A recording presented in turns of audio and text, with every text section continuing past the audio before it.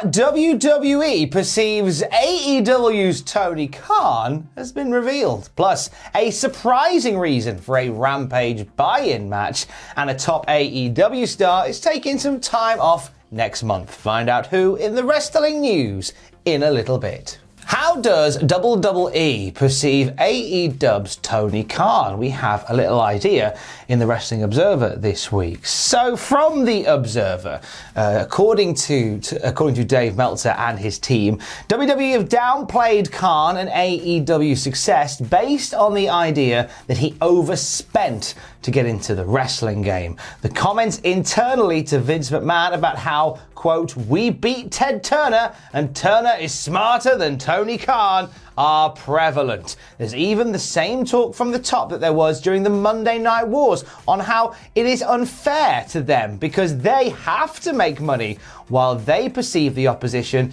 doesn't have to. So that's where we're at. Why? Behind the scenes. So it's a very old school method of thinking that is being fed to Vince McMahon about Tony Khan. And you kind of get why people would want to make those comparisons to Vince about sort of Ted Turner, Vince's major arch rival from a big part of his wrestling career. I think. And also, lest we forget that from all we understand from multiple sources, Vince McMahon is very much surrounded by people that just tell him nice things. No, but I think in this day and age, sort of, if you have that method of thinking, especially for a business as well, it's not a healthy way of looking at things, is it? To me, it seems very ignorant a little bit naive at the same time. That, I mean, AEW doing fantastic things and they're putting on fantastic matches and really bringing a lot of excitement to wrestling again. And I think for you to think of your competitors nothing but, they're just buying all the things, it's fine, it doesn't matter, they'll eventually put themselves out of business. I think that's quite a damaging way to think about things. I think sort of Vince McMahon and co foresaw Ted Turner as like the final boss. And sort of anything less than that, like Tony Khan, it isn't no Ted Turner. And and it's true in the sense, and I'm going to say this without sounding like an AEW shill, because I'm not. I just want great wrestling. And WWE can still do very good wrestling and still do very good wrestling.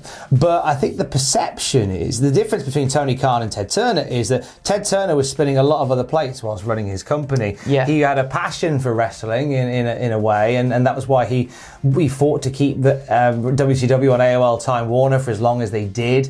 Whereas Tony Khan, if Ted Turner's was a hobby, Tony Khan's is like a profession, Like Tony Khan is a super fan of professional wrestling, and he's kind of what we always wanted to happen, which is kind of why I don't quite get a lot of the hate towards Tony Khan. And I'm sure you'll tell me why in the comments. But the idea that when because I'm older than the hills, me. Nah, you're not older than the hills. Come on. I'm of a certain vintage, and I remember when WCW hit the wall. And all we wanted as fans, sort of early noughties, was a big wrestling fan to come along with a massive amount of money. And really kick things into gear again.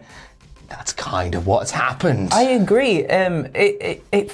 For better or for worse, they're not always right. They get some things wrong, but for better or worse, we got what we wanted, which is a wrestling superfan with a lot of money. I agree. It feels very much Tony Khan, the kind of, to me, embodies that, when you're a kid and you're playing with your wrestling figures and you're literally just like putting two of your favorite wrestlers together who you never thought might come together to wrestle.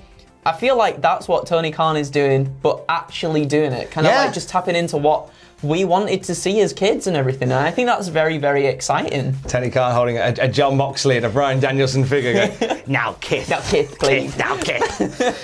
But that's, that's true. That kind of what embodies it. And to take it back to what's been said in The Observer about how Tony Khan is being downplayed, I think that's a mistake. Yeah, definitely. I don't think he should be downplayed. Okay, tonight, is Rampage going to batter SmackDown with the ratings on FS1? No, probably not. not. In fact, almost definitely not. That's not going to happen. And that's fine, because that's just all this is really just a testing of the waters, a shot across the bows. Like, that's what this is. And it's certainly something that shouldn't be ignored as just just somebody who spent a lot of money to get into the business. Because sure, money has got Tony Khan and AEW to where they are now, but passion and that creative energy is going to keep them there and push them higher. I'm just saying, again, not sounding like an AEW shill. I'm not. Like, they get stuff wrong. Yeah. That barbed wire death match was hilarious. They get stuff wrong. But I'm super into, why would we not want, I'll get off my soapbox. No, please, keep going. Why would we not want, when we've had WWE and we talk about some of the issues within WWE, how it's a business model and how like it's very controlled and very corporate. Why would we not want like a promotion that is passionate about wrestling? Like, for better or for worse, why would we not want that? Like, surely we do. Surely, like, we're getting, and you'll get WWE super fans who will sort of put the walls up and go, no, but WWE's the best, shut up!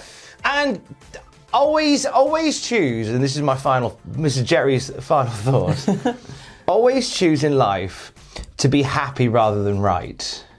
If you do that, you're going to have a lovely time. Always choose to be happy rather than right. Okay? Let's see what happens. Tony Khan got his ribs broken. Some will be like, yeah, good. What happened? What happened? My goodness. So Tony was speaking with the New York Post and he revealed that UFC heavyweight champion Junior Dos Santos actually cracked his ribs. It happened during the dark segment at Arthur Ashe Stadium where Khan came out to stop American the top team beat down in the ring, and he was met on stage by Dos Santos. Apparently he just got his ribs cracked. He goes on to say, he cracked them, I'll be okay. But he legitimately cracked them, I'll be okay. It felt just right in the moment. It was just kind of improvised. He's a very strong man. I loved the gasp pop it got. I'm fine, I'm not a wuss, but he did break my ribs. So he's going to be a handful in the ring for sure, I can tell you. He sounds like me if I broke my ribs. I'm fine, I'm not a wuss. I'm all right. It's okay. Leave me alone. I won't take you down. Devastatingly, it did mean a change to the planned segment, because Tony Khan was going to drop them all with stunners. Of course. Which sadly couldn't happen with broken ribs. There's another time. Tonight, the buy-in, we talked a little bit about it just then. We mentioned in the last video, Santana Garrett versus Tay Conti. Tay Conti. And this has some interesting connotations historically, doesn't it? It does indeed, yeah. So obviously this was the first match, apparently, ever to win a quarter for NXT in the AEW versus NXT War. So on November 6, 2019, that match did 813,000 viewers to 809 viewers for AEW during a private party versus Dark Order match. So, as it says in here, there's no way that's a coincidence, and I agree. I think that's a very smart historical thing to tie in there. Well, they wanted to extend the buy-in a little bit, and they thought we need to put another match on there, and they've gone with this. They've just gone, that match won it for them. Yeah. Now he's going to win it for us. You know, I like that. I like too. that. Great opportunity for Conti and Garrett to make some magic in there as well. And you know what? And to be part of like what is a historical evening for Rampage is history. Like, this is, unprecedented stuff, having a buy-in on YouTube, all that stuff. To be a part of that is flipping amazing. Heading over to the WWE side of things, looking after Christmas. I know we shouldn't be saying the C word on YouTube this early into the year. Disgusting. I know, right? But it looks as if we're going back to brand split shows. Yeah. With Raw and SmackDown talent featured after Christmas. So on December 26th, what we call over here Boxing Day, Raw will be in MSG, SmackDown's going to be in Tampa. On the 28th, Raw is hitting Pittsburgh, SmackDown's doing Orlando, Raw in Toronto and SmackDown in Baltimore on the 29th, and Montreal on the 30th for Raw, and Buffalo for SmackDown. Lovely. Do you know what? Yeah, I'm down for this. Get back to doing 2 shows a night. Yeah. This is kind of what they would do. I mean, WWF have done this for as long as, even before brand splits, they were running like A show, B show, C shows. Yeah. Sometimes to their loss, because we do the classic Raw review on the podcast feed, and we talked about the other week how Monday Night Raw is still doing split house shows with a roster that's wafer thin. Yes. To the point where one Monday Night Raw one WWF house show was headlined by Jacob and Eli Blue, who go on to be the Harris twins, versus the Bushwhackers. Oh my goodness. Wafer-thin roster running multiple house shows on a night. It's just, thankfully, I don't think that match will happen. No. In 2021. We'll see. 2 matches will happen at Bound for Glory, we found out last night during Impact. El Phantasmo punching his ticket into that 3-way. He's going to be facing Trey Miguel and Steve Macklin at Bound for Glory for the X Division Championship. Oh, that is exciting. That's very exciting. Macklin's cool. Yeah, Macklin's really good. I like Macklin. Yeah, there's an energy to him. Also, last night on Impact, we saw Heath make his return. Heath Slay's been out of action for a year. It was in last year's Bound for Glory he got hurt. It was, yeah. And, I remember. And they finally did the thing where they went, all right, we'll sign you a contract. You can come work for us. And he's asked to take on Violent by Design at the pay-per-view. He wants to team with Rhino, but Rhino hasn't accepted. He's been like, no. No, so they Rhino. Right. There you go. Hopefully he'll be right, yes. By Bound for Glory, we'll find out. That show is next week, apparently along with every other wrestling show ever next week. Yeah, oh my goodness. Busy time next week. It is. So busy that one AEW star is taking some time off next month. Who are we talking about? We're talking about Christopher Jericho. Oh, so yeah, it looks like he'll be off TV from the 29th of November till about the 12th of December, as Fozzie will be touring the UK and Ireland during those dates. And he's got shows. We're plugging Fozzie here for everybody. He's got shows in Liverpool, Newcastle, Manchester, Glasgow, Dublin, Chester, Birmingham, Bournemouth, Swansea, Nottingham and London. And he may appear on the shows doing pre-tapes, depending on what's going on. When's the Newcastle one? I'm not sure. December the 1st. Is it? What day is that on? 1st of December is. Let me pull up my calendar because I don't have it on my front page. Now, I just want to say for the viewers, I saw Fozzie. Oh, it's a Monday. I saw Fozzie back in 2011, 2012. Or 2013. I saw them at Sonosphere one year, and my goodness, were they not good there? I've heard people say they are very good in some places, and some other people say they're not that good. When I saw them, they weren't too good. Maybe that's just the festival sound setup and everything. But we should all just go and sing. They played in Newcastle before. They played that venue before in Newcastle, so it'd be good to see them back. Hey, you know what? They're in our city. Hey, Chris, pop Cultaholic and have a Greg's steak bake with us. Ooh. Hey, I'm down for that. Come and have a Greg's. Come and have a Greg's with Cultaholic, Chris Jericho. Tweet Chris Jericho. Tell him to come and have a Greg's at Cultaholic in December. We'd love to have you here. Have a Greg's and we'll chat wrestling. Does that sound like a plan? Let's do it. Do it. Let him know. He's very welcome. Tell him. The door is open. It's not even that forbidden. It is to some people. More news as we get it at cultaholic.com or on the podcast feed.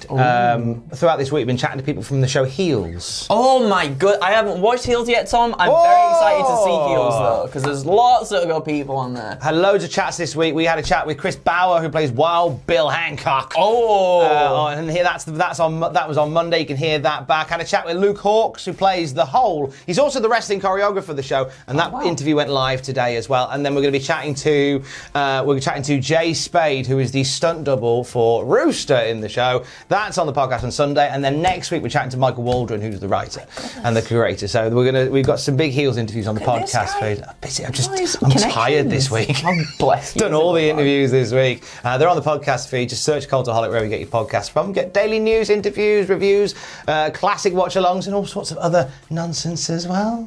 And until we're next together, keys. Love you, bye.